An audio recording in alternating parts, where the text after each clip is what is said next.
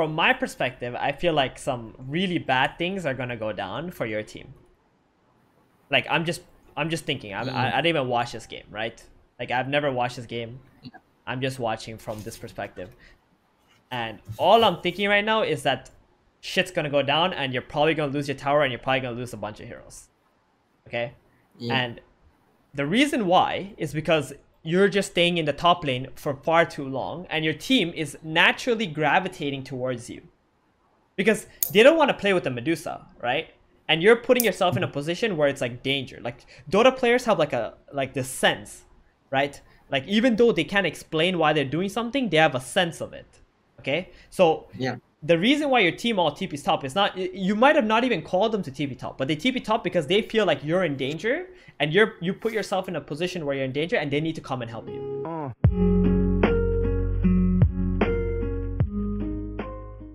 If you like our content, please do like and subscribe to our channel and don't forget to click the notification button below so you will be notified when a new video will be released. Alright, so here we have Snowwi again today. He was coached last week and this week he has another session and he's got some different games. Can you remind us a bit of what we actually talked about last week? Playing on the other side of the map, not your safe lane. Uh-huh. Like after 8 minutes and Yeah. laning as well. And utilizing your support to pull and get you more experience. Yeah. Yeah. And try to focus more on playing for your own farm, right? I think that was a big thing. We're like try to focus more on the creeps and stuff.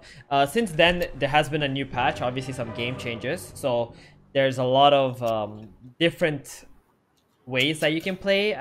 I mean, like overall, it's kind of the same, like how carries play, but I feel like a little bit has changed. So we're gonna watch this game and see if we can point out those things where you could improve or what you could do better as a carry. I feel like nowadays these active carries are actually a lot stronger than they were before, or carries that can like evade opponents quickly. If you know, like in this patch right now, I'm not sure if you've noticed, but there's a lot of spirit heroes that people have been playing, right? Like Ember, Earth Spirit, Void Spirit, even Storm Spirit. It's constantly played a lot in some of the higher MMR games.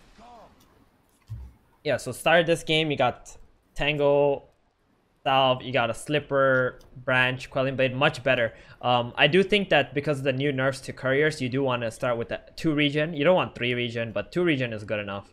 And I like your starting build here. You got plenty of damage and ways to fight. So this lane, your Skyrat is your support. Yeah. And you're playing against 2 range heroes. So technically, like, you pick Slark after seeing 2 range dudes. That's okay. I mean, it's really hard unless you get last pick carry to counterpick the enemy now, especially their offlane because you don't get to see it. So you just kind of have to like pick some strong heroes, and I think Slark is like generally a good carry in this patch because most of the offlaners are melee or they're Bat Rider, right? So either way, it's good for you. But unfortunately, in this game, you're playing against Nature's Prophet, and it's going to be a little bit more difficult lane for you because of that. And what are some of the things that you're thinking, like when you see that, when you have 2 range heroes? Is there anything that goes through your mind at that point? I just play normally. You just play normally. Yeah. Yeah. Okay. Well, in these kind of lanes and these kind of situations, like when you're playing against 2 rangers, you're gonna have to think like ahead of time how the lane develops, right? Like they're gonna harass you a lot. They're gonna like right click you. You're gonna lose a lot of regen, and the way that you can go on them is only if like they get out of position, right? So before you go into a lane, you need to think about like who you're matched up against, and using that, you gotta like get the proper items so you can get through the laning stage, right? So the new Wraithband gives you armor. It's a great item actually against these high physical damage heroes, like for example Nature's Prophet. And because they're gonna harass you a lot, you need to already think about like bringing maybe even 2 Wraithbands like as soon as you can and some extra regen. Like these are the things that you're gonna want to consider when you're when you're getting into a lane. And you're also gonna need to think about like where you wanna when you wanna pull the creeps back. And how much you want your support to like help you in the lane or do pulls. So against like 2 range heroes like this, it's going to be very hard for your support to like fight back against them. So you're going to want to probably like try to get the lane out and try to get as many pulls as you can to get XP. Then once you have like 2 Wraithbands, you can actually kill them. right? Okay. Because early game, it's very hard for you to like man fight them without losing all your resources and then getting outlasted in the lane. So these are like things you gotta think about. So let's say like if it's melee hero and you're playing Stark, then you would be fine just like trading with them early, because every hit gives you more damage and makes them feel very uncomfortable, right? Like they're gonna lose their strength and stuff like that. Yeah. So these are like things that you're gonna want to think as soon as the laning stage starts. So you can see here like they're already, you know, hitting you like crazy, and it's not a fun lane whatsoever. It's even a core Windrunner and a support Nature's Prophet. So it's very annoying for you. So here, like, what you want to do is you want to aggro creeps back here as much as you possibly can. And even at the 1 minute, you just want your Skyra to go and like do a pull if you can, just so you can get more XP than they do. Then once you're like level 3, it's gonna be a lot easier for you to lane up against these dudes. You're actually doing a pretty good job as of right now. And just keep pulling, like just non-stop pull, like walking up to creep. Every time you walk up to a creep to last it, you're gonna take like what, 100, 150 damage. And like even there, you know that flask, it's probably not worth that one last hit, right? Like yeah, you have to think about these things. Like if you are at full HP, you could probably get 2 last hits, but now because you went for that creep and got hit, like maybe there's a chance they might even deny that creep and took away your flask. It's really bad. Did you tell this guy to pull, or is he going to do that on his own? I think I used voice chat to tell him. Tell him to go pull, right? Yeah. Yeah, that's good. That's like already a big change from the first time that, you know, I watched you play, and now like you're actually telling him to do what to do and such, and that's gonna help you like to get through this laning stage. And you already bringing regen, great. Like your improvement is 100% there. You're already bringing it out right away. Amazing. And you're just trying to last it under a tower, and the new way to last it under a tower, by the way, like you don't even, most of the time you don't even need to like hit one time. As long as you have like more than 70 damage, you can just wait for that last hit to come.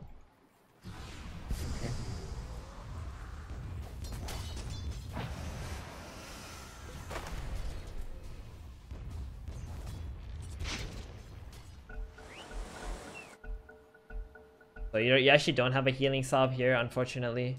Your courier died to the oh my god, you just want the suicide, huh? Actually, that's not that bad. That's kind of respectable what you did there, because you just want to go back to base faster. Okay, I can understand that. But this guy was already bringing healing salve, so that might have been a slight mistake on your end in the end, though, right? Like the idea was there, but you should see if like your support has a healing salve for you, or they're bringing it, or something like that. Because with that healing salve, you can just heal back up. Because 24 seconds is way too long to be dead, especially as a carry. That's for sure. So now you got 1 Wraith Band. You have some armor,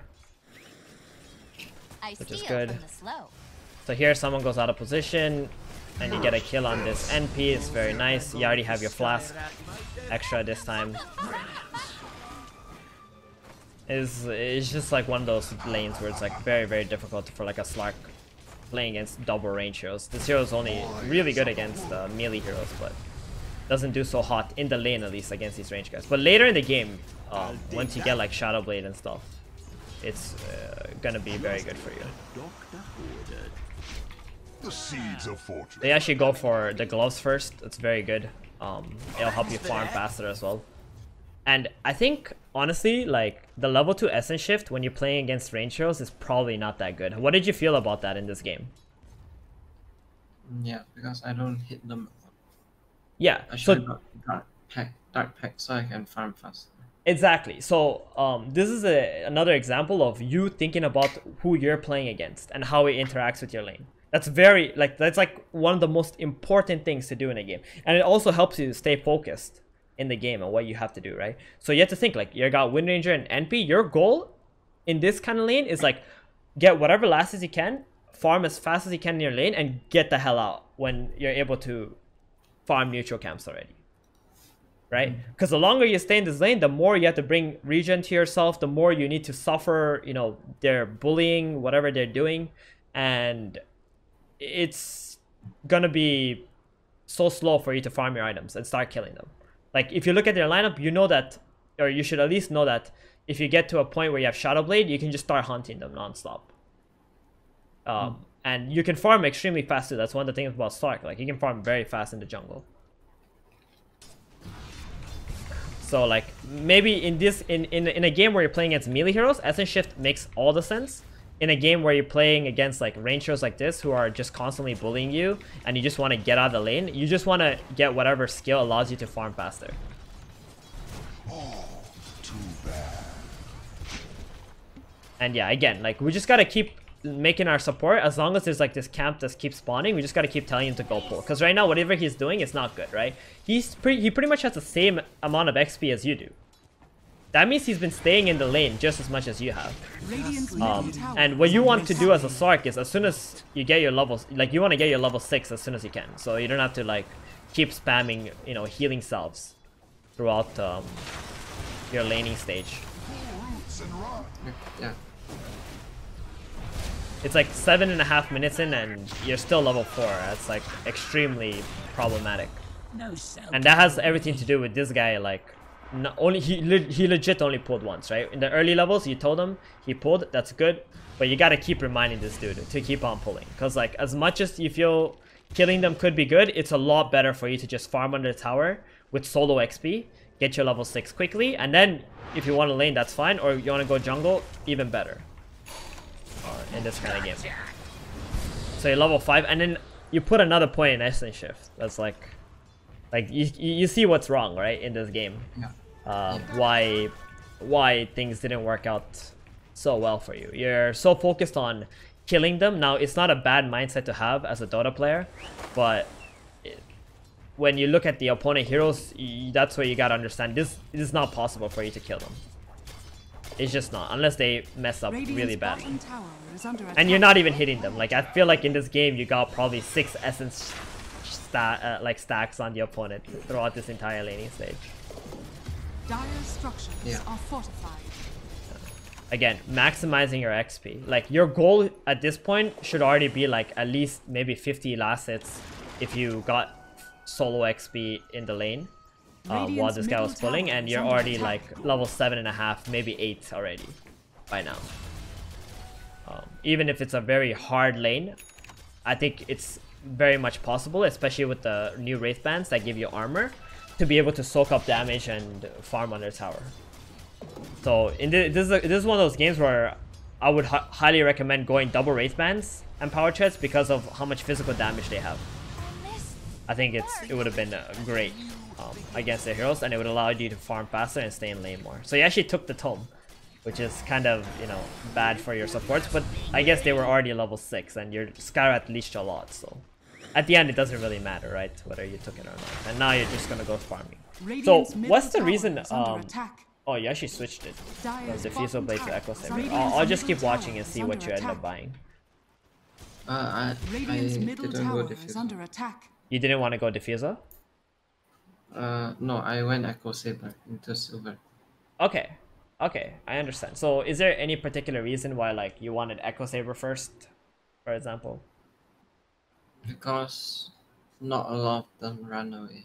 I mean, all of them can run away easily, right? Even if I diffuse on them. But do you think with Echo... Mm-hmm. Yeah, that makes sense, right? The wind run and stuff. But do you think that if you went Shadow Blade first, or without Shadow Blade, if you have Echo Saber, do you have any chance to like get on top of them? No. No, right? But I took the Rush Silver Edge, since that's the other option. Okay, so because Silver Edge is such a great item right now, and it's really useful on heroes like Sark. But if you look at this game and the pace of the game that's going, like, again, you got to think about what is happening at the moment. Like, you can't really plan for 20 minutes from now if you're going to lose the game 5 minutes from here. Right? It's the same as, like, the whole idea with, you know, Essence Shift and Dark Pact and buying Wraith Bands for your lane. It's like, you got to think about in the now. What's happening right here and then? Right? Like, what is the most optimal thing? And Shadow Blade it's first. exactly right. So if you have a Shadow Blade in this game, what can you do? You can actually enter fights with your team. That's one thing. You can actually hunt these weak heroes, like for example, Sniper and Witch Doctor, and you can already apply a lot of pressure on the map. And on top of that, the enemy has to constantly spam sentries, right? So, Yeah. and another factor in this game is if you look at your allies, what do you have on your team? Medusa. Who is a Armor. exactly a hard carry in this game. It's really hard for you as a Slark to play the hard carry position in this game because you already have Medusa. Actually, even though I lost the lane, I didn't lose in CS. Yeah, but obviously, like your net worth is low because you died and you also got like some flask and stuff, right? You had to spam Yeah. a lot of regen and things. Yeah, I mean, like obviously at the end of the day, that's not gonna matter too much because what you're looking at is like how to make your game the best it possibly can be.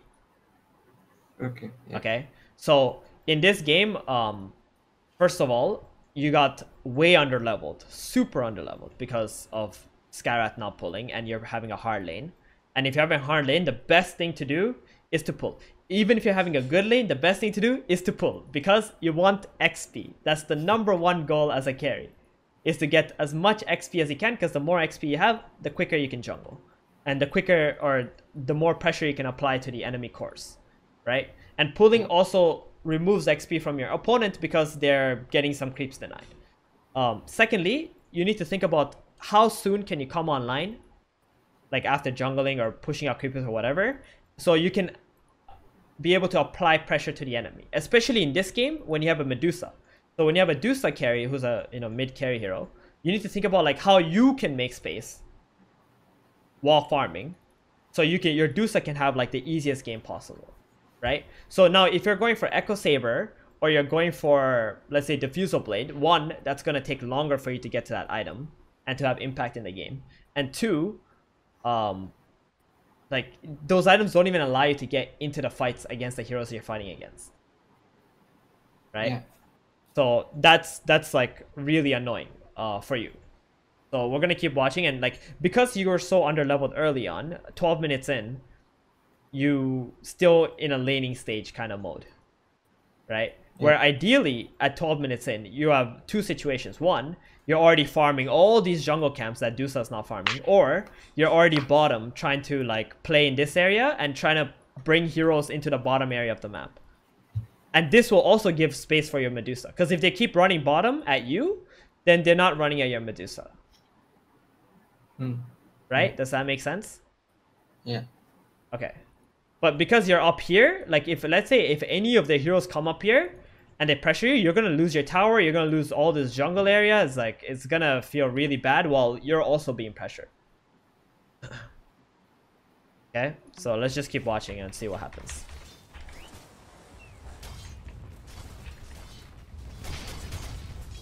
So you just farm on their tower. Meanwhile, your team is like doing stuff and killing people bottom. Good thing your team actually did kill them bottom. Now Shadow Demon TP's top. And you just get away. Okay. So, from my perspective, I feel like some really bad things are gonna go down for your team. Like, I'm just thinking. I didn't even watch this game, right? Like, I've never watched this game. I'm just watching from this perspective. And all I'm thinking right now is that shit's gonna go down and you're probably gonna lose your tower and you're probably gonna lose a bunch of heroes. Okay? Yeah. And the reason why is because you're just staying in the top lane for far too long and your team is naturally gravitating towards you. Because they don't want to play with the Medusa, right? And you're putting yourself in a position where it's like danger. Like Dota players have like this sense, right? Like even though they can't explain why they're doing something, they have a sense of it. Okay, so yeah, the reason why your team all TP's top is not, you might have not even called them to TP top, but they TP top because they feel like you're in danger and you put yourself in a position where you're in danger and they need to come and help you. So they're all mass TPing top. Now, by mass TPing top, what's happening? Yeah, do you remember what we talked about last time? Free farm for the lone druid at bottom. Not only lone druid free farm, but also you're not applying any pressure anymore. You're just reacting to the enemy's pressure now, right? So not only will all this TPs, even if they kill this Nature's Prophet, it's bad. You know why? Because from this position, you can't apply any pressure anywhere. You can't apply any pressure anywhere on this map. Like, you can go to this tower, sure, but what's going to happen is this Windrunner is just going to power shot 2 times, your whole creep wave is dead, and then you guys are just going to walk back here and jerk off and do nothing, right? So this is a perfect example of like why it's so bad to play in the safe lane, especially after like 10 minutes. Yeah. Right? So here, like, if you were already bottom and started pushing this bottom lane now, your team will naturally gravitate towards the bottom jungle, and maybe you guys can ward up here and you can take over this area, and this will give like a shield for your Medusa to farm, right? But now that you're top, it's like it's so easy for the enemy to rotate their sniper top lane. Even the LD can TP top lane. They know your heroes TP'd here. They can be 5 heroes. They're gonna kill you. They're gonna take this tower, and then this Medusa now feels like shit, even though she is free farming, because she can't help you guys either, right? Like, all she wants to do is farm. But now, if let's say you were bottom and your team comes bottom, it's so much harder for your enemy to come here and stop you guys from farming and applying pressure, or like at least occupying this area. So let's keep watching and see what happens, right? The team all TP's in, they go for the NP. Witch Doctor shows up from the side. Your heroes are getting shackled up. And it looks like he gets away. Oh no, he actually dies on the sky. Your Clockwork dies. And now you TP bottom. And your tower dies still. Right? So, without me even watching this replay, I can already, even before I even see what's going to happen next, I already know what's going to happen next. Because playing in the safe lane, this is what results literally 9 out of 10 times. Like, after playing in the safe lane after 10 minutes. It's like 9 out of 10 times, the enemy's going to come there, they're going to screw up everything, they're going to destroy you guys, they're going to take your tower, and then your team is going to fall behind like 3,000 gold. And if you see like high MMR gameplay, like people just leave the safe lane, ignore that shit, they don't bring heroes to fight there, whatever. If you do win this fight here for whatever reason, because it was a good time, I'm telling you, that'll be like 1 out of 10 situations normally. Or you guys are like super ahead. But yeah, at least you got out of top lane and you went bottom. You realized like, oh, it's a bad place for you to be, and you do this. But ideally, you're doing this before your team already TPs top and feeds, right? So yeah. So like in games, like you want to tell your team, hey, I'm gonna go play bottom, guys. Go ward in the jungle here and play in this area. Like, it's very important that you command your team to tell them to like play in the enemy jungle. And playing in the enemy jungle, most of the time, especially at your bracket, nobody has any idea how to react to that. And they're just going to come into the jungle and feed non-stop. Okay? And you're going to win literally 90% of your games just by making a call like that. And you being bottom and playing in the jungle. At your MMR especially. Okay? And you're also going to secure your own farm, and you're never going to feel pressured by, you know, the big bad bully up in this lane. Whoever that may be. So I'm just gonna keep watching a bit more and see what happens, because this game, oh nice, you guys got a nice kill on the enemy lone druid, and you can see like good shit happens, man, when you play in this lane, right? It's like maybe you catch an enemy carry or whatever, and this is the first time like you guys actually abandon this top lane, right? And you guys start playing in the bottom and mid area of the map. Radiant's bottom tower is under attack. Dire's top tower is under attack. And this lone druid is actually so dumb, right? Yeah. Like, this LD is so dumb. I mean, like, you die, but that's because, like, again, they're super far ahead in this game. But this is what happens. When you play in the bottom area, the enemy is going to keep on making mistakes over and over again. They're going to you're going to keep forcing them to make these mistakes all the time. And he just died back to back 2 times. Why? Because you went bottom, you started pressuring this LD, a support came, +1, boom. The guy is just dead. Then why not the safe lane just go off? Sorry? Why not the safe lane start off lane? Or is it safe laners are too weak? Why the safe laners don't start in the offlane here? Yeah. Like from level 1 to farm? Yeah. Yeah, because it's much more difficult to farm here. You know why? Because there's no pull camps that you can pull easily. when you're in the safe lane right here, your Dire, you have 2 pull camps. You have this camp and you have this camp, right? That you can pull. So all that happens is that when the lane pushes out, you can pull here, or if the lane pushes out, you can pull here, up here, or even up here, right? But if you go to the off lane, you're here. The enemy will pull against you, and you will lose so much XP and gold as a Slark. Right? Rotate at 8 minutes to 10. Yeah. Like the latest you want to rotate is right after the catapult, like 10-minute catapult here dies.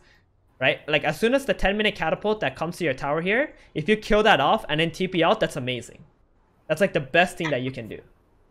Okay? Now, there are games where you can't kill that catapult off. The enemy is already there pressuring you. Then if that happens, and you know that you cannot kill that catapult off, like you preemptively think that you cannot, you need to get out of that lane already. Okay.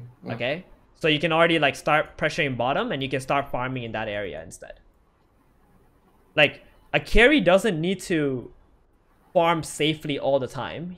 As long as like you know that you won't die, right? And you can still be applying pressure to the enemy by showing them that you're in a position on the map where it's like annoying for them to come to, which is bottom lane. So you're going to be farming a lot because you get the waves here, you get this big camp, and you get the small camp if you TP bottom. And at the same time, if the enemy do come there, you can just back off, farm elsewhere, and they're going to give your Medusa free farm by coming bottom, because they need to bring like 4 or 5 heroes to come bottom. Yeah. And they also can't, like, you know, go any further than that already. Radiant's middle tower Now you has TP been top, denied. you start pushing this lane out because the creep wave is right in front of you. And you went for the Echo Saber first. And you can see, like, the Echo Saber is good stats, right? It gives you damage, strength, you know, mana regen, everything is nice about it. But the problem is it doesn't apply any pressure to the opponent, right? So this is the kind of game where, like, if you had a Shadow Blade with this amount of gold already, and it's nighttime right now, you have 2 minutes left in nighttime, you can ask your team to smoke up. You can go back down here where ideally you have vision because you asked them to plant vision there. And you can kill, like, a sniper who's just jungling, right? Yeah. Or a Witch Doctor who wants to ward. Or a support Nature's Prophet who's, like, jungling also. And that's what you need to do in this game. Like, you have to, again, assess for your situation what is your goal. Is your mid a carry? Is your mid a space maker? And then you can adjust yourself to that. Okay. And Shadow Blade is like, I think Shadow Blade is just a great item this patch, because in this patch, as a carry, if you can kill heroes, you will actually get more gold than just AFK and farming. Like, if you can join a fight, you can kill a hero and then go farm after that, you will actually stop the enemy from farming, and you will get a lot of gold for getting the kills. And you will also be able to, you know, freely farm without having to worry that you will die or the enemy's farming. So it's like super good. That's why I feel these Spear heroes are good right now. I also think like heroes like Weaver is amazing, because he's a really good fighter early. Sorry? Ember safe lane. Ember safe lane? Yeah. I think Ember safe lane is good if you have like a mid carry. I don't really like Ember safe lane that much because he doesn't take towers. He doesn't take objectives, right? Okay. I'm not a huge fan of him, but you can do it. You can definitely play Ember safe lane for sure. But I'm just not a huge fan of playing Ember safe lane. Dire's middle tower is under Radiant's bottom tower is under attack. So here, like, again, it's like the same situation, right? You keep going top, and you stay top a little too long. The first time you TP there, you farm, you jungle, it's fine. But the second time you go back top, now you're giving like reason for your teammates again to follow you to the top lane, and the enemy wants to play here anyway, so they all come there and they just kill you guys. And they feel happy because, again, free farm for LD, free farm for sniper, free farm for everybody, because you guys are playing in this area of the map. But if, again, you go back bottom, you like maybe smoke in here, get some vision, you get some kills, take this tower, then suddenly you can actually play this game 50-50. Okay. Right? Because like every time you keep coming to the safe lane, it's like, this is like the dead lane, right? This is like the most dangerous lane, and where you also will farm the least, and where you will also make your team suicide. So let's actually stop going to this lane as much as we can Dire's middle as tower a is carry under hero. attack. Radiant's bottom tower Like, is under ideally, attack. the only time you're actually going in this lane is if you guys plan to kill somebody here and you know they're alone. Okay? Yeah.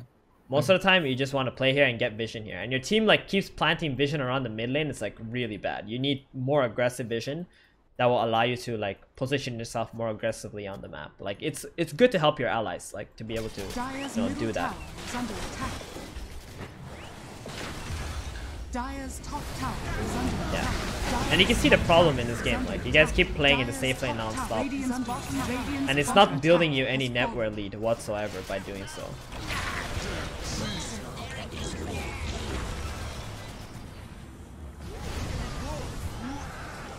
Dire's So bottom I'm just gonna tower watch is and under see like attack. what you do after you get your Dire's Shadow bottom Blade tower and how you is move under around the map. attack. Are fortified. So you guys kill the Witch Doctor. You know, you got pretty good farm. You guys are killing a lot of heroes at this point. Now you push bottom lane out. You got a Shadow Blade. You're playing bottom jungle. Amazing. And voila, right? This is a perfect example of what we've been talking about. 20 minutes in. It happened 20 minutes in. But ideally, this is happening like 13 minutes in, right? Like, you guys just kill this Witch Doctor. And now, like, your bottom and your Medusa's pushing mid. And the enemy can't do shit at this point. All they can do is, like, try to push top. So, with this position in the game, you guys are actually controlling, like, almost 60% of this map. Okay? But with the position that you were when you're top, it's like you're giving the enemy 60% plus and plus. Wait, why does this not affect the lone druid? Like what everything you're teaching me? Right. What do you mean? The lone What right? is AFK in his The lane. bottom lane? Yeah. Okay, so the lone druid, he's the one who snowballed this game, right? He was more farmed than you were, right? Yeah. And he was able to stay bottom because nobody else is going there. Right? Now, if you guys went bottom, the lone druid can't stay there. Right? The lone druid can stay bottom because you guys are all top. So that means I got bullied at top by the Wind Ranger and so that means bottom my off laner is bad. It's not that he's bad. I mean, let's be real. Like lone druid, like the lane matchup is very hard, right? Lone druid is gonna destroy your clock no matter what. Like clock can't do anything to a lone druid in the lane, right? And you are playing against two range heroes as a Slark, right? So the picks weren't really good. Yeah, your picks for laning weren't that good, but your heroes are still good mid and late game. Like if I look at your heroes, like I think your heroes can easily win mid and late game, right? But you guys need to do the proper things to come back into the game. And the way to do proper things and come back into the game is like you got to be able to play aggressively with your item timings. So in this game, your item timing would have been Shadow Blade, and you need to be playing in the proper, place on the map, like bottom here. And you guys just keep killing people over and over and over again.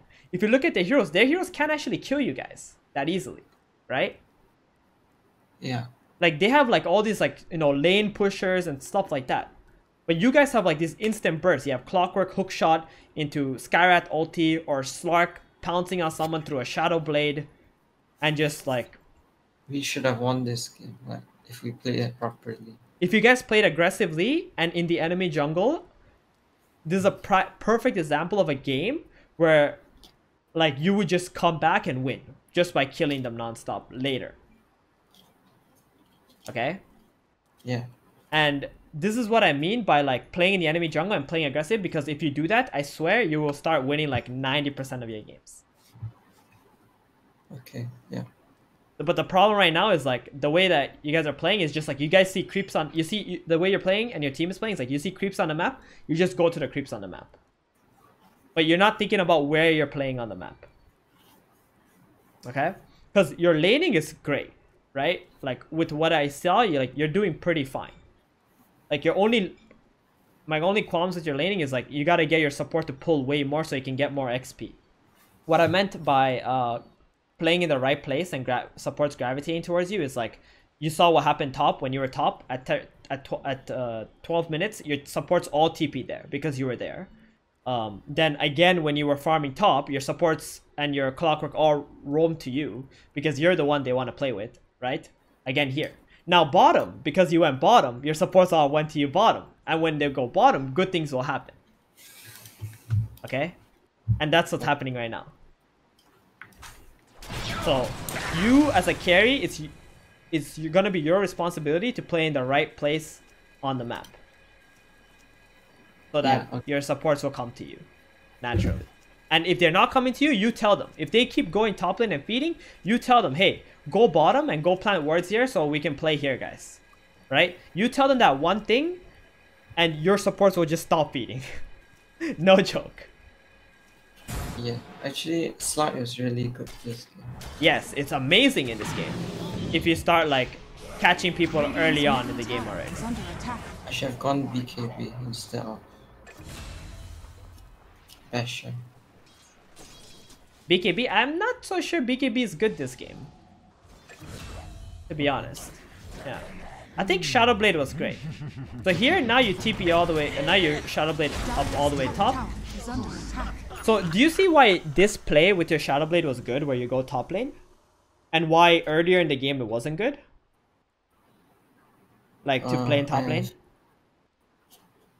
Because the tier 1 was pushed in, and we have the outpost. Okay, I mean, those are good points, but the biggest reason why I thought this play was amazing by you, like you running all the way top and getting these guys, is because first you made a play bottom, right? And you made 3 people come bottom, right? Because there was a Nature's Prophet, there was a sniper here, and now there's a lone druid, right? So you actually made 3 people come bottom. So that means when people are pushing top, there could only be like 1 or 2 people there maximum. Yeah, and also they're sort of diving tier 2. Right. That also is another factor, right? So here in this position, catching these guys top is amazing because you know they cannot be 5 heroes top lane. Right? Yeah. Because you apply pressure bottom first. So as a Slark, it's amazing once you get Shadowblade and you start snowballing to like keep doing that, keep playing like back and forth through like bottom jungle, top jungle, bottom jungle, top jungle, like to keep killing people along the map, right? The most ideal situation for Slark, the games where I watch Slark be the biggest menace in the game, is like they get Shadowblade, they go here, they kill someone, and they keep playing like this non-stop. They keep running between the 2 jungles in this way. And they'll just like pounce on whoever they see and just kill them with their teammates. Okay? And if you can get in a position where you play super aggressive like that, then your Medusa will farm all of this for free. And then she'll carry you. Right? Yeah. Yeah.